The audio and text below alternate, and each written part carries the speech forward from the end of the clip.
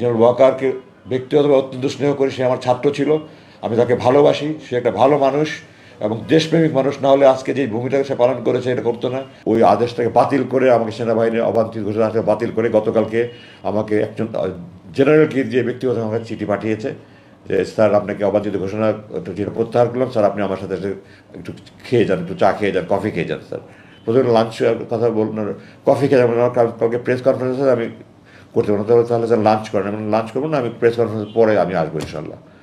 তো আমি জেনারেল ওয়াকারের কাছে কৃতজ্ঞ। আমার মিরপুর ডিওসি আমার প্লট পেয়েছিলাম 2014 সালে, আমার নির্মাণের জন্য প্ল্যান পাস হয়ে কাজ শুরু করেছে, এক লাইনের চিঠি, সকল কার্যক্রম স্থগিত, আমার কার্যক্রম বন্ধ করে রাখা হয়েছে।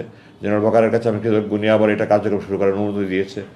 এখন আপনাদের কাছে আমি অনেক সময় নিয়ে ফেলেছি, আমি দুঃখিত যে আমি কথাগুলি গুছিয়ে বলতে পারতে পারছি না, এত বছর পরে কথাগুলি ঠিক গুছিয়ে বলতে পারছি না।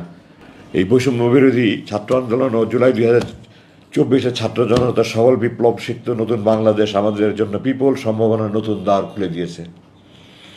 বর্তমান সরকারের প্রতি আমার কয়েকটা আবেদন আছে। 1 নম্বর, সকল গুম, খুন, হত্যা, ধর্ষণ, রাহাজানি, জুলুম, নির্যাতন, নিপীড়নের দোষীদের বিরুদ্ধে আইনানুগ ব্যবস্থা গ্রহণ করুন। ভবিষ্যতে যেন আর এই ধরনের কোনো ব্যবস্থা না হয় তার প্রতিকার করুন, তার জন্য প্রযোজ্য আইন প্রতি করুন। আর কোনো বাবা মার বুক যেন খালি না হয়ে যায়। আমার মা 3.5 বছর হজরত ইউসুফ ইসলাম যখন তার ভাইরা কুয়াতে ফেলে দিল, ইয়াকুব ইসলাম কাঁদতে কাঁদতে কন্ধ হয়ে গেছেন। আমার মা আমার জন্য এই 3 বছর কাঁদতে কাঁদতে আমাকে নাকে দেখে চলে গেছে। এই জালেমরা, আমার বাবা মারা গেছে, আমার বড় 5 ভাইকে আসতে দেয়নি, আমার মা মারা গেছে, 6টা ছেলে, একজনের সামনে ছিল না, আমি মায়ের অন্ধর লাঠে ছিলাম।